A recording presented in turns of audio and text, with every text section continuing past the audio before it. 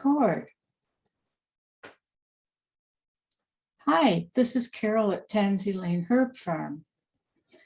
Today we are going to talk about tinctures and glycerites. If you have been following the series, this is the fourth of the 5-part series on growing your medicinal herbs, wildcrafting them, gathering in the wild and the fields, and making things from them that you can use as your first line of defense for your family when they get little illnesses. Well, when we did the herbal teas, that one seemed pretty straightforward. We've all known about herbal teas, I think, that we can use. And the next one, the last one, is going to be on salves. But here we are in the middle with tinctures and glycerites. And I'm sure some of you are thinking, what are they? I don't know about tinctures. Well, I hope that you got curious and you're watching. Glycerites are something that are quite new to many of us. It hasn't been in our grandmother's repertoire, so to speak.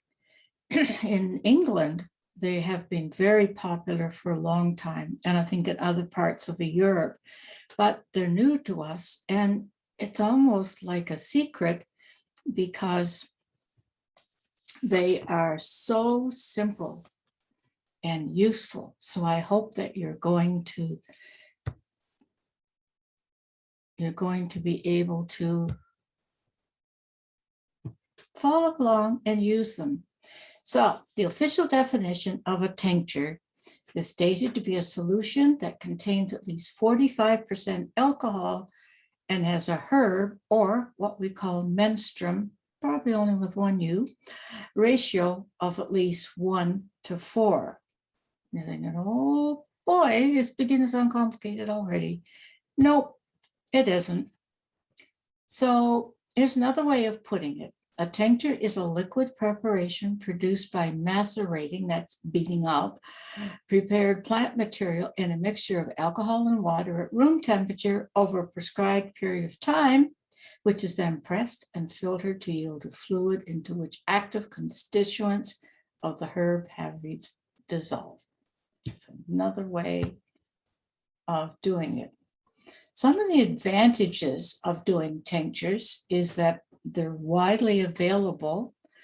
You can find them in most health stores or pharmacies. They're very economical to produce and to use. They have a good shelf life, 3 to 4 years. And if you find it a little strong to take, you can mix them with other liquids and it doesn't dilute the medicinal properties, and they're very convenient to take. So we'll talk about some of those things. How are you going to make a tincture? And this is what a little bottle of the tincture looks like. This is 30 ml bottle, I believe, with the dropper in it. You're going to choose a herb that you want to use. This time of year, it could be coltsfoot or dandelion. You're going to cut them into small pieces. You're going to cover it with 40% vodka. Now, if you start looking at some of these things online, you're going to get into American sites and American herbalists where their alcohol is a much higher percentage.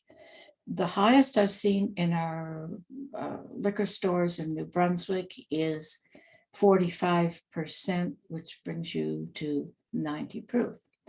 But this 40% is okay. And you're thinking, whoops, I'm using vodka here. Yes. And the reason for that is that vodka is the best preparation for taking out the medicinal properties of a herb. You can use rum or other ones, but they just don't work as well.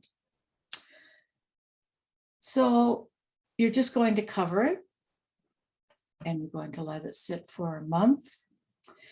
Now, once you cover it, that first day, You should leave it out handy. I just leave it in the kitchen on a shelf or on a table or somewhere where I can watch it for the next 24 hours, because the herb will soak up a lot of the alcohol, and you might find that it isn't totally covered with alcohol. Makes sense, right?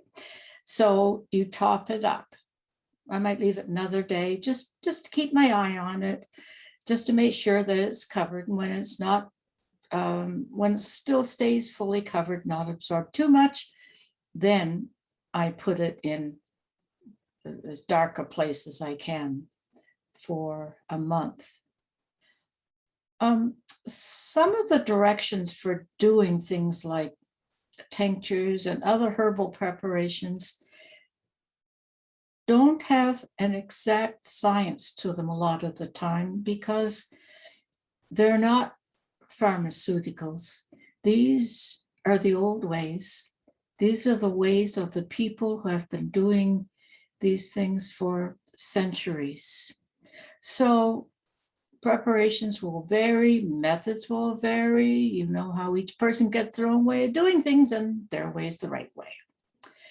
There is a, what we're doing here is called the folk method. And that's basically, we're going to cover the herb with vodka, we're going to leave it for a month, we're going to strain it, and away we go. Some of the herbalists either use this one, or they use one which is more precise in their percentage of herb to alcohol.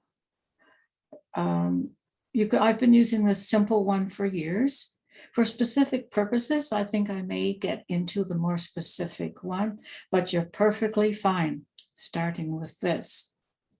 So you're going to store them in a dark bottle. As you can see, these ones, I'm not storing them in a clear bottle, dark bottle, always. And then when it's strained, it goes in there for a long time. And you can have 4 to 6 years. So that is so convenient to start building up in your little herb storage place. So dosage can be 1/4 to 1 teaspoon, 1 to 3 times a day. You see how specific that is, eh? It's not. A dropper full is 30 mil or 30 drops or 1 mil. So there's several ways you can take them. If you put the drops directly under your tongue, it goes directly into your bloodstream.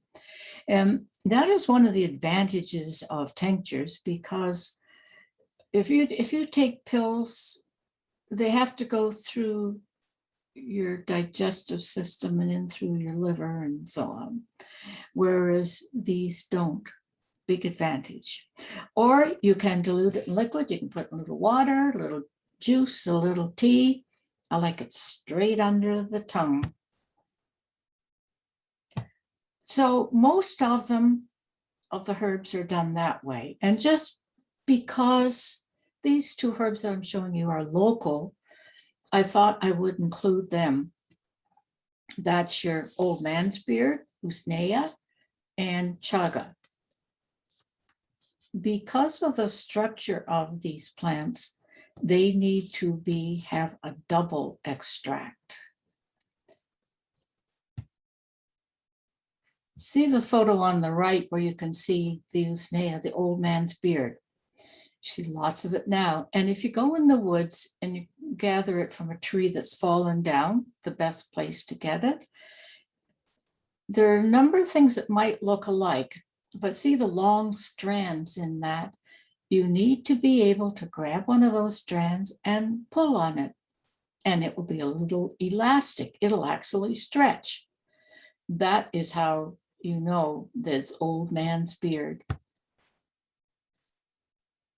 So if you're going to do the old man's beard one, it's interesting because I continually get confused because the double extraction for each of those 2 things is different.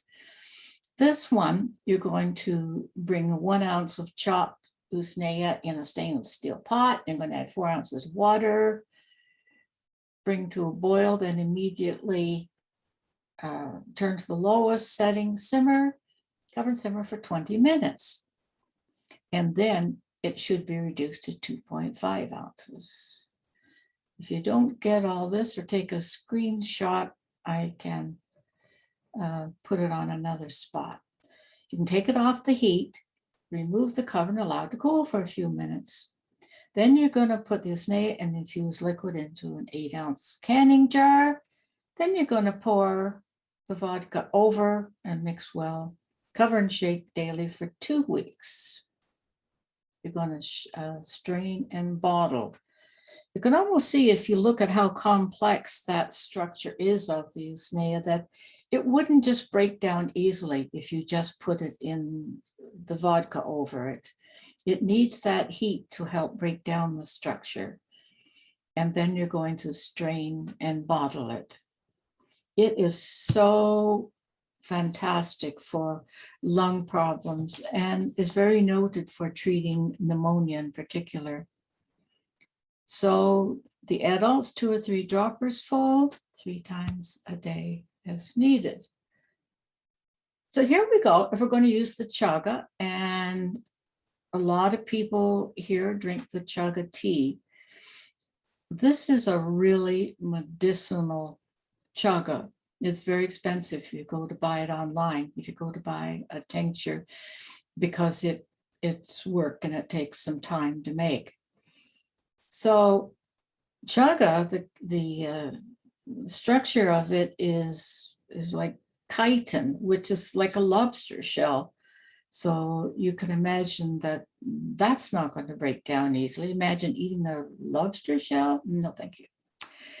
So you're going to fill a jar with, so you're going to put your pieces, chaga pieces, as small as you can get them, which is not easy. When you get them in a bag and get a hammer and start going at them, you're going to fill your jar with alcohol and make sure it completely covers the chaga, but has a 1/2 inch headspace at the top, and then cap the jar. So you always want to make sure the headspace is there for any kind of expansion. Then you're going to let it sit for a month. You're going to shake it daily. Again, that's something where you probably want it handy, unless you have a really good memory, is to put it in a corner of the kitchen counter or whatever, or when you're walking by doing the dishes, you can just give it a shake. So after a month, you're going to strain the chaga-infused alcohol into another jar, and you're going to set it aside. Then you're going to bring a 1/2 gallon water to a simmer, and then add the chaga pieces. Simmer the chaga for about 2 hours until the water has reduced to 8 to 16 ounces. And you may want to add water throughout the process, but probably keep it near to the 2-hour time. You're going to let it cool, and then you're going to strain and add the water extract with the alcohol extract. Yeah, that's why not everybody makes it. But for daily purposes, using it in other ways is really good. So here are some suggested herbs that tincture well. And I put beside them what part to use and when to use it, because that's very important. The burdock, you can use fresh or dry root. Calendula, fresh or dry flowers.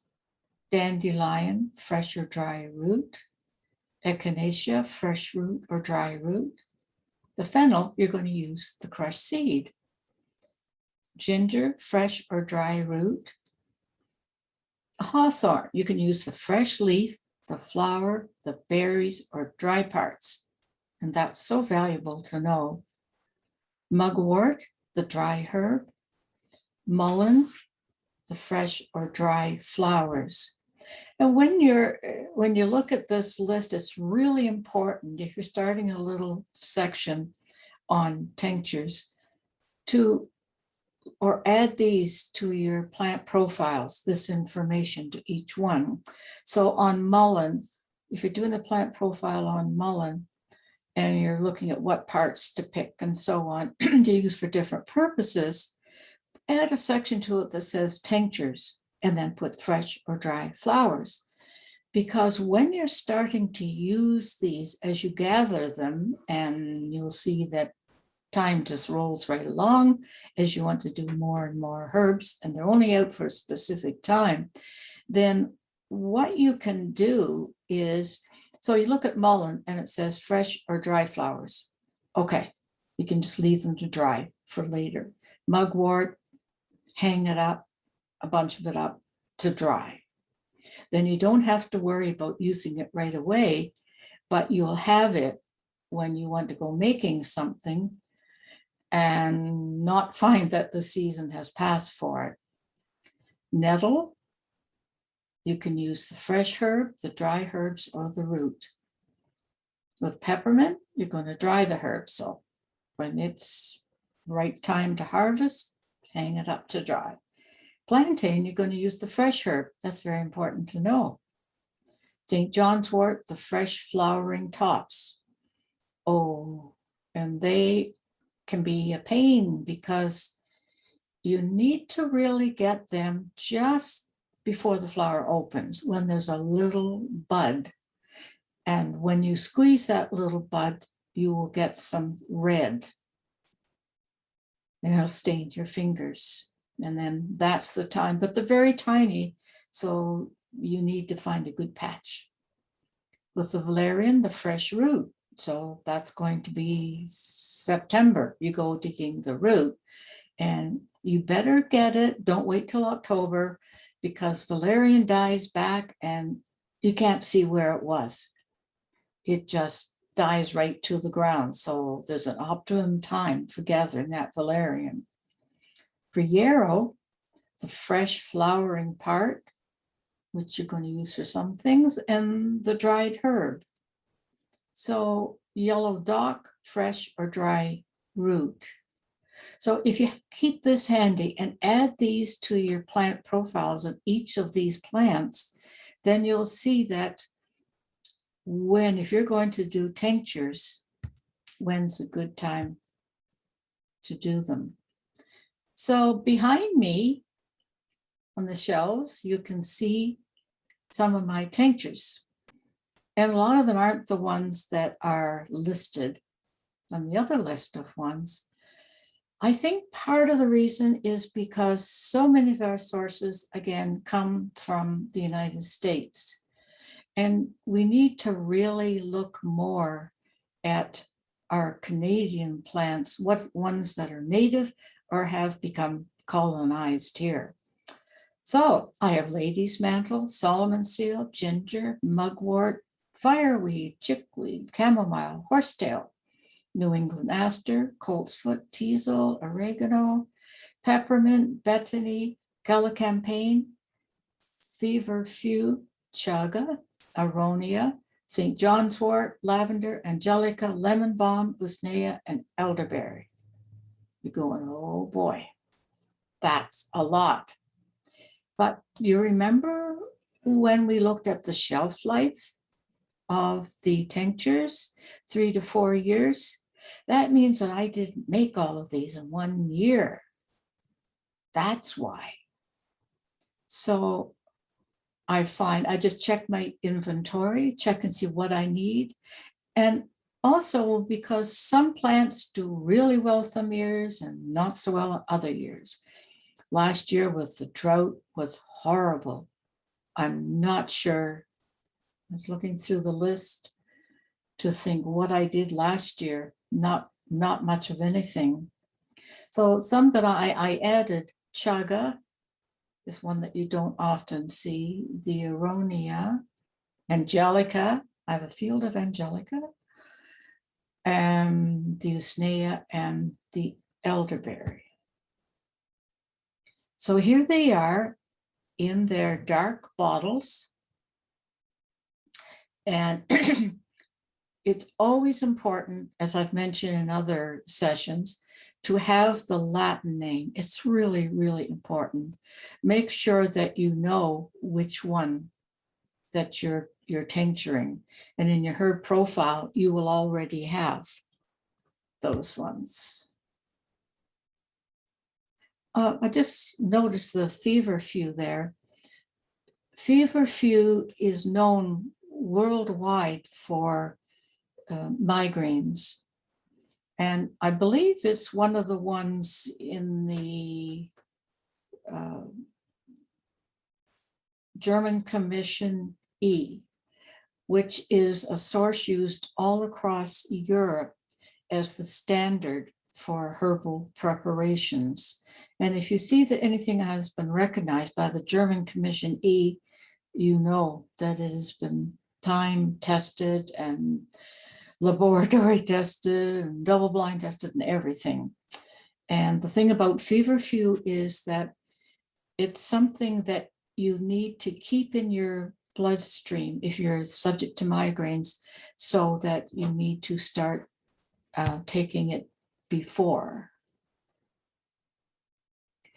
I see lemon balm in there and lavender. Once you make the tinctures, then you can blend them. Some people ask about, putting lemon balm, lavender, hops and mugwort, let's say, together for sleeping. But it's really, most herbalists do not do that. They do them individually, and then they blend them. And that's what I do to make one for sleep. The lavender and lemon balm has become so much better known for its ability to help with sleep. So I'm making sure that I put that in any preparation now. Just looking at what we have in that one. You see ginger root? Yeah, it's almost gone. Certainly for tummy problems, we know that, don't we? And just as far as taking the tinctures, so some people would probably say, what do you take, Carol? Well, I have a couple of standbys, and we've heard the evidence about elderberry, how elderberry will shorten a cold or whatever. It's not one I take to prevent, but if I wake up in the morning and have a sore throat, I mean, I just don't, once every couple of years, I have a sore throat, I think I'm getting a cold. I run and get that elderberry tincture, which of course I have ready. And I take a dropper full. And then as I'm going downstairs, I might grab onto one of my oxymels, which we can talk about at another time, and take a chug of that, and then maybe some cup of cold and flu tea. Keep on going about my day. A few hours later, repeat that whole routine. By supper time, no, I don't have a cold. It stops dead in its track, and I do not get the cold. Now, to prevent the cold, what I take, different people take different things. I take aronia, and you saw that on the list and probably thought, now what is that?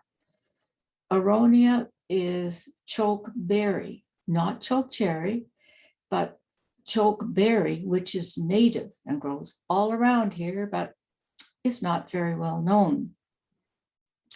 So I make the tincture of that.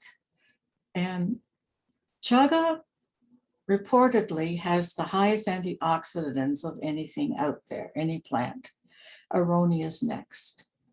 You hear about blueberries and goji berries and all kinds of things. They are so far down the list compared to aronia.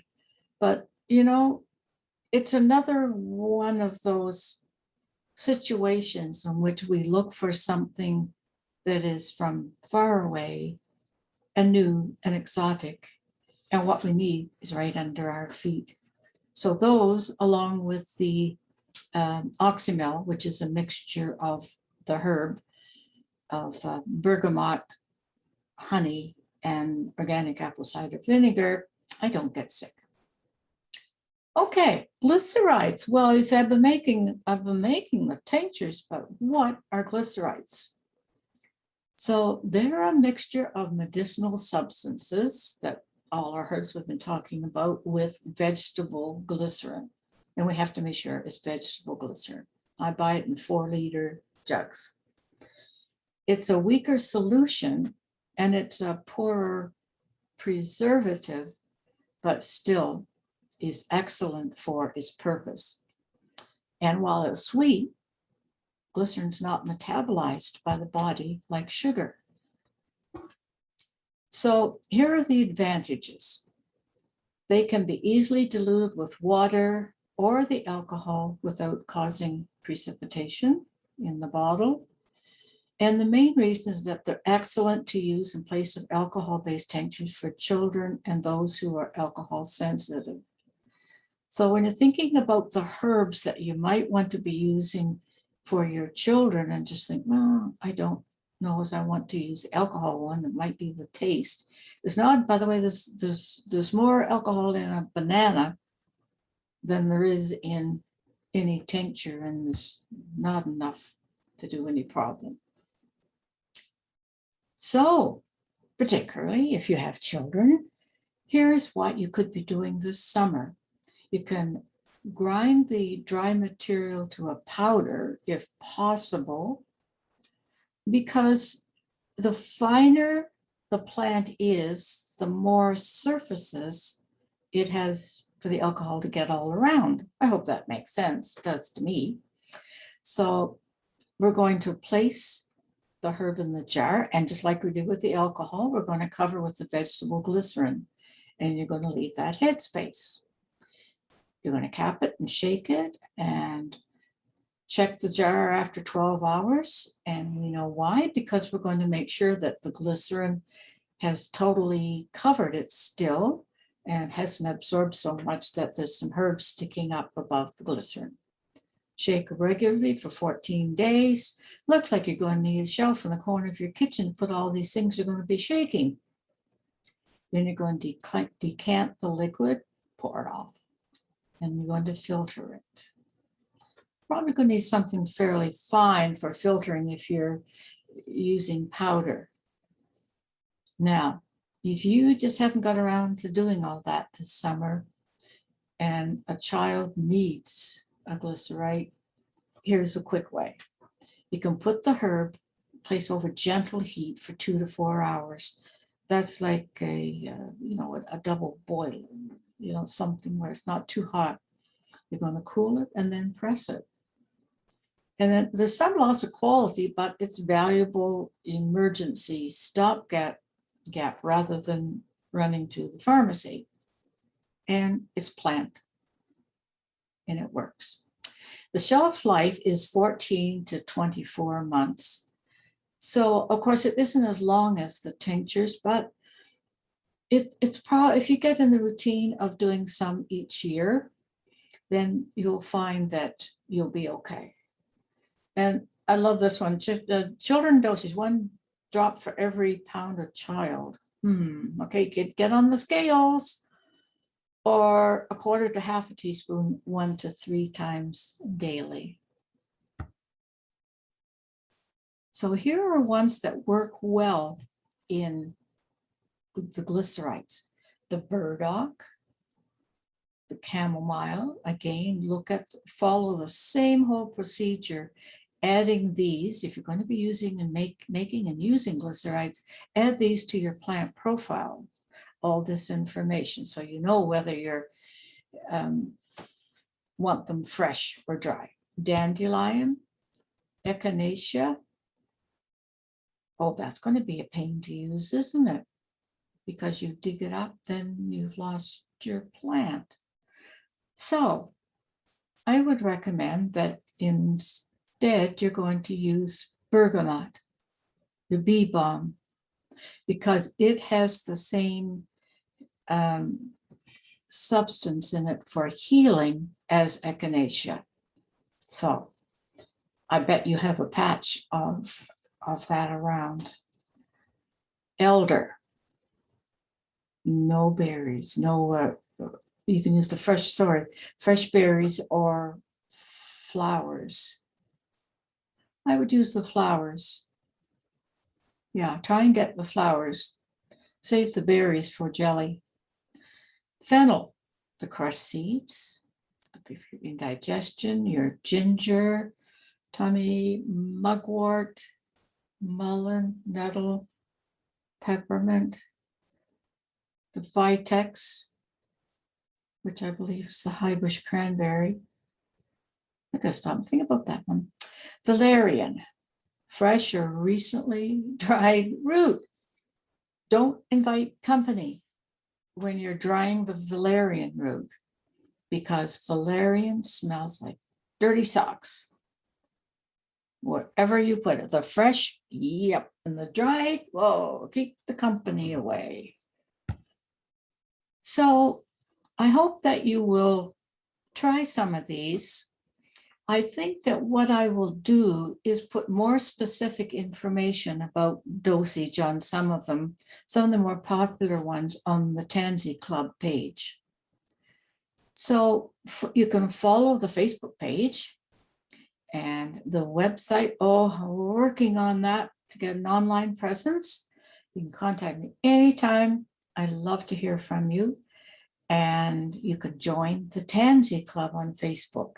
And that's where I'm going in. The purpose of it is to go in deeper on some of these topics and on the herbs. So this week, once this one goes online, then I'm going to do the one on colt's foot. And my purpose is to follow each of the herbs as they come out through the season, particularly the wild ones, so that you can learn more about them and how to use them with some recipes. So next week is the last week in this 5-part series, and the webinar is going to be on making salves. Now that is so simple. You've got to get on to making salves for yourself. Save time, save money, and use it from plants from your own land, from your own garden. And you will just feel so much more connected to everything around you. So stay tuned for next week's one on salves and contact me anytime.